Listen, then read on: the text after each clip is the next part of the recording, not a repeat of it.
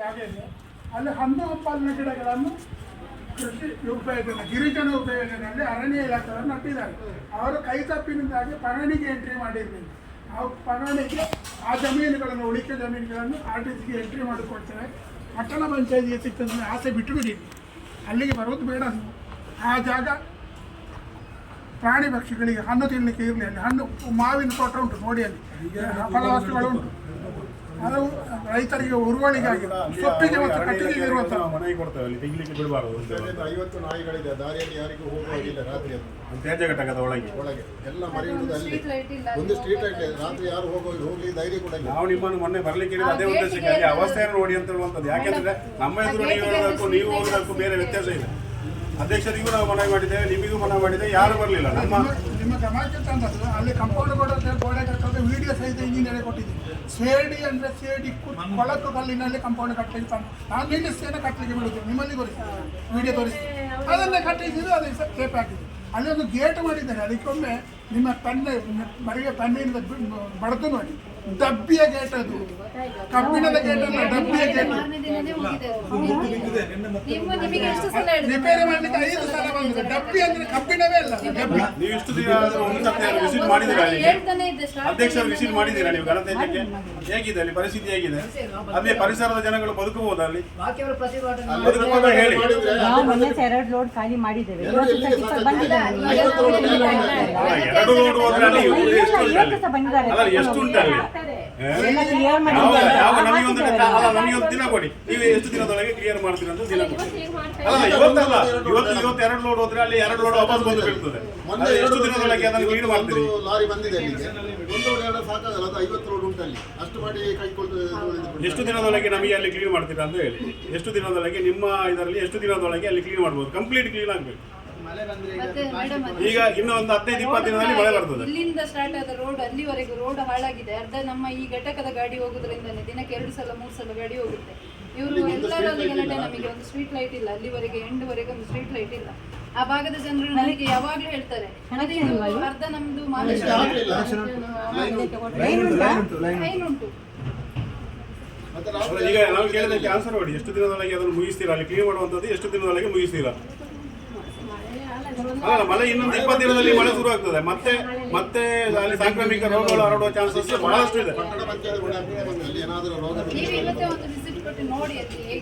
ಅಕಸ್ಮಾತ್ ಪ್ಲಾಸ್ಟಿಕ್ ಮುಗಿತು ಅಂತ ಇಟ್ಕೊಳ್ಳುವ, ಅಲ್ಲಿ ಎಲ್ಲ ಪಡಚೆ ಮಳೆ ಬಂದಾಗ ನೀರೇನು ಹೋಗ್ಬೇಕು. ನಮ್ಮ ತೋಟಗಳಿಗೆ, ನಮ್ಮ ಬಾವಿಗಳಿಗೆ ಬರುತ್ತೆ ಮೇಲಿಂದ ಗಿಡಗಳಿಗೆ. ನಾವು ಇವರ ತೋಟಕ್ಕೆ ಅಲ್ಲಿಯೇ ಮಳೆ ನೀರನ್ನು ಇಂಗ್ಲಿಕ್ಕೆ ಇಂಗುಗುಡಿ ಮಾಡಿ ಹೊರಗಡೆ ಮಾಡಿದ್ದಾರೆ. ಅದು ಕೂಡ ವ್ಯವಸ್ಥೆ ಅಲ್ಲ, ಅಲ್ಲಿ ಮಳೆ ನೀರು ತಗೊಂಡು ಅಲ್ಲಿಂದ ಪೈಪ್ ಕೊಟ್ಟು ಮತ್ತೆ ಕರೆಂಟಿಗೆ ಬಿಟ್ಟಿದ್ದಾರೆ. ಅಲ್ಲಿ ಯಾವ ಯೋಜನೆ, ಯಾವ ಇಂಜಿನಿಯರ್ಗಳು ಮಾಡಿದ್ರು ವಿಶೇಷ ಮಟ್ಟದ ಅಲ್ಲಿ ದೊಡ್ಡ ದೊಡ್ಡ ಮಳೆ ನೀರನ್ನು ಕೊಯ್ಲು ಟ್ಯಾಂಕಿ ಮಾಡಿದ್ದಾರೆ. ಯಾವ ಕರ್ಮಕ ದೇವರಿಗೂ ಅದರ ಮೇಲೆ ಇಂಥ ನೀರನ್ನು ಮಳೆಗಳಲ್ಲಿ ಏನು ಮಾಡ್ತಾರೆ? ನೀವು ನೋಡಿದ್ರೆ ಅಧ್ಯಕ್ಷ ಅಲ್ಲಿ ಮಿಷನ್ ಅದರ ಅಡಿಯಲ್ಲಿ ಉಂಟು, ಕಸದ ರಾಶಿ ಅಡಿಯಲ್ಲಿ ಉಂಟು. ಕಸದ ರಾಶಿ, ಕಸ ಮೇಲೆ ಇದೆ, ಆ ಮಿಷನ್ಗಳು ಅಡಿಯಲ್ಲಿ. ಆ ಮೆಷಿನ್ ಹೈಡ್ರೋಲಿಕ್ ಹಾಕಿ ಉಪಯೋಗ ಮಾಡಿದ್ರೆ ಅದನ್ನು ರೊಟ್ಟಿ ಮಾಡಿ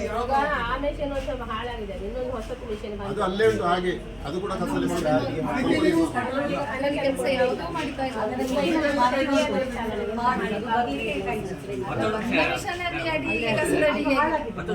ಎಲ್ಲ ವರ್ಷದಲ್ಲಿ ಕೂಡ ಪಟ್ಟಣ ಪಂಚಾಯತಿ, ಗ್ರಾಮ ಪಂಚಾಯತಿ ಇರುವಾಗ ಕೂಡ ಎಲ್ಲ ಸದಸ್ಯರು ಒಟ್ಟಿಗೆ ಸೇರಿಸಿ ಈ ಒಂದು ಘಟಕದ ಲೆಕ್ಕದಲ್ಲಿ ಒಂದು 10 ಲಕ್ಷ ಆ ರೋಡಿಗೆ ಆಗ್ತಾ ಬಂದಿದೆ ಇಷ್ಟುವರೆಗೆ. ಈಗ ಒಂದು 5-6 ವರ್ಷದಿಂದ ಅದಕ್ಕೆ 1 ರೂಪಾಯಿ ಹಾಕಲಿಲ್ಲ. ಈ ಸಲ ಎಲ್ಲ ಪಂಚಾಯತಿ ಸದಸ್ಯರನ್ನು ಒಟ್ಟಿಗೆ ಸೇರಿಸಿ ಎಲ್ಲರೂ ದುಡ್ಡು ಒಂದೇ ಕಡೆಗೆ ಹಾಕಿ, ಅದು ಘಟಕಕ್ಕೆ ಹೋಗುವ ರೋಡ್ ಅಂತ ಒಂದು 20 ಲಕ್ಷ ಹಾಕಿ ಆ ರೋಡ್ ಅನ್ನು ಸ್ವಲ್ಪ ಸರಿ. ಹೌದು, ಸ್ಟ್ರೀಟ್ ಲೈಟ್ ಅಂದ್ರೆ ಆಲ್ರೆಡಿ ಇದೆ.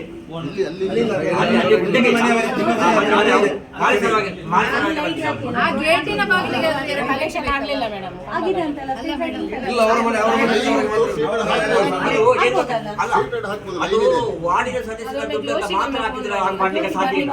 ಟೋಟಲ್ ಆಗಿ ಹಾಕಿದ್ರೆ ಮಾತ್ರ ಅದು ಮಾಡಲಿಕ್ಕೆ ಸಾಧ್ಯ.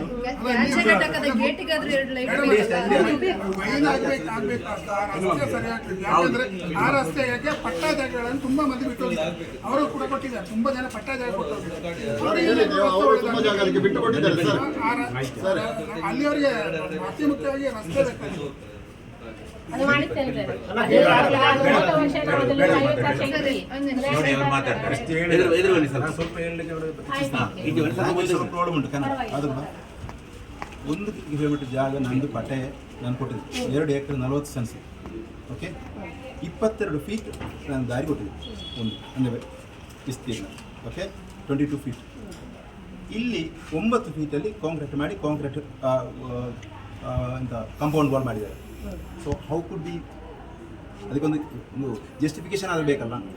ಎಡೆಯಲ್ಲಿ 22 ಫೀಟ್ ನಾನು ಕೊಟ್ಟಿದ್ದೇನೆ, 2 ಎಕರೆ 40 ಸೆನ್ಸ್ ಪಟ್ಟೆ ನಂದು. ಅದು ಇದು ಯಾರ್ದು ಅಕ್ರಮ ಸಕ್ರಮ ಅಲ್ಲ, ಊರಿಗೋಸ್ಕರ ಕೊಡ್ತಾರೆ. 29 ಪೋಸ್ಟ್ ಎಲೆಕ್ಟ್ರಿಕ್ ಲೈನ್ ಹಾಕಿ ನಾನು ತಂದಿಟ್ಟೆ. ಟ್ರಾನ್ಸ್ಫಾರ್ಮರ್ ನಾನೇ ಹಾಕಿದ್ದೆ, ಘಟಕ ಕೂಡ ಅದನ್ನೇ ಯೂಸ್ ಮಾಡ್ತಾ ಇತ್ತು. ನೋಡಿ, ಒಂದು ಸ್ಟ್ರೀಟ್ ಲೈಟ್ ಹಾಕ್ಲಿಕ್ಕೆ ಯಾರಿಲ್ಲ. ಇಲ್ಲಿ ಪ್ರತಿಯೊಬ್ಬರ ಮನೆ ಇದರಲ್ಲಿ ಸ್ಟ್ರೀಟ್ ಲೈಟ್ ಉಂಟು. ದೇವಸ್ಥಾನದ ಕಂಬದಲ್ಲಿ ಸ್ಟ್ರೀಟ್ ಲೈಟ್ ಇರಲಿಲ್ಲ. ನಾ ಕೇಳಿದೆ ಮೊನ್ನೆ, ನಾಚೆ ಆಗೋದಿಲ್ಲ ನಿಮಗೆ. ಆದರೆ ನಂತರ ಅಲ್ಲಿ ಒಂದು ಸ್ಟ್ರೀಟ್ ಲೈಟ್ ಬಂತು, ಸ್ವಲ್ಪ ಒಂದು ವಿಡಿಯೋ ಮಾಡಿದರು, ಎಲ್ಲರೂ ನಿಂತರು. ಸೊ ಇಲ್ಲಿ 9 ಫೀಟ್ ಆದರೆ ನಾನು ಕೂಡ ಅಲ್ಲಿ 9 ಫೀಟ್ ಇರ್ತದೆ. ನಂದು ಕೂಡ ದುಡ್ಡು ನನ್ನ ಹೆಸರಲ್ಲೇ ಉಂಟು. ಇಷ್ಟವರೆಗೆ ಅದು ಗೌರ್ಮೆಂಟಿಗೆ ಹೋಗಿಲ್ಲ ದಾರಿ, ನನ್ನ ಹೆಸರಲ್ಲೇ ಉಂಟು. ಸೊ ಇಲ್ಲಿ 9 ಫೀಟ್ ಆದರೆ ಅಲ್ಲಿ ನಾನು 10 ಫೀಟ್ ಕೊಡ್ತೇನೆ. ಇದು ನಿಮಗೆ ನಾನು ಇಷ್ಟು ಜನರ ಎದುರಲ್ಲಿ ಹೇಳ್ಬೇಕಾಗ್ತದೆ. ನಾನು ಹೇಳಿದ್ದು but I am rude, please forgive.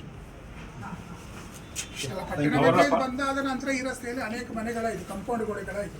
ನೀವು 90 feet ಅವರಷ್ಟು ತ್ಯಾಗ ಮಾಡ್ತಾ ಇರುವಾಗ ನೀವು ಕೂಡ ಅದನ್ನು ಎಲ್ಲವನ್ನು ತಗೊಂಡು ಬಂದು ಅಲ್ಲಿ ಹಾಕುವಂಥದ್ದಲ್ಲ. ಮಲತ್ಯಾಜ್ಯ ಘಟಕವನ್ನು ನಾನೇ ಕೊಡ್ತಾ ಇದ್ದು. ನೀರು ಉಂಟಲ್ಲ, ನನ್ನಿಂದ ನೀರು ಕೊಡ್ತಾ ಇದ್ದೆ ಅಲ್ಲಿಗೆ. ಘಟಕ ಕಂಪ್ಲೀಟ್ ನೀರು ನಾನೇ ಸಪ್ಲೈ ಮಾಡ್ತಾ ಇದ್ದು.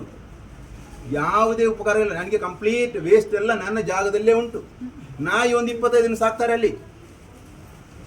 ಯಾವುದೇ ಸಿಸ್ಟಮ್ ಇಲ್ಲ. ನಾಯಿ ಯಾರು ನಾಳೆ ಒಬ್ಬೊಬ್ಬರಿಗೆ ಕಚ್ಚಿದ್ರೆ ಹೋಟೆಲ್ನ ವೇಸ್ಟ್ ಎಲ್ಲ ಕಾಗೆಗಳ ತಂದು ಯಾರ್ಯಾರ ತೋಟಕ್ಕೆ, ಅಂಗಳಕ್ಕೆ, ಮನೆಯಲ್ಲೆಲ್ಲ ತಂದಾಗ್ತದೆ. ಅದರಲ್ಲಿ ತೊಟ್ಟೆನೆ ಕಾಗೆಗಳೆಲ್ಲ ಲಾಸ್ಟ್ ಟೈಮ್ ತನಕ ಇರ್ಲಿಲ್ಲ. ಅಲ್ಲೆಲ್ಲ ಸುತ್ತಮುತ್ತ ನಮಗೆ ತೋಟದಲ್ಲಿ ಪ್ಲಾಸ್ಟಿಕ್ ಇರೋದು.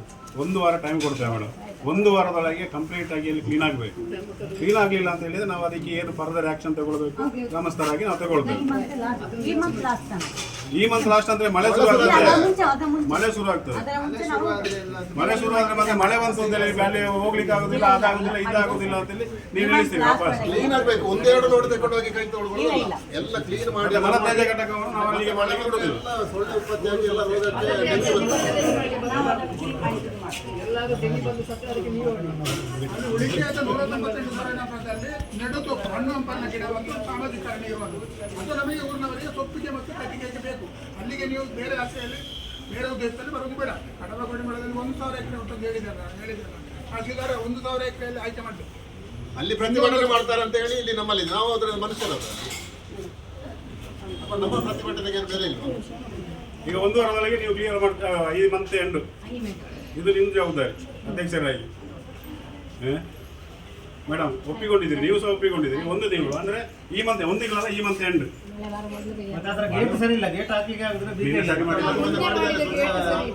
ಗೇಟ್ ಹಾಕಿದ್ರೆ ರಿಟರ್ನ್ ಬರ್ತದೆ, ರೋಡ್ಗೆ ಬರ್ತದೆ.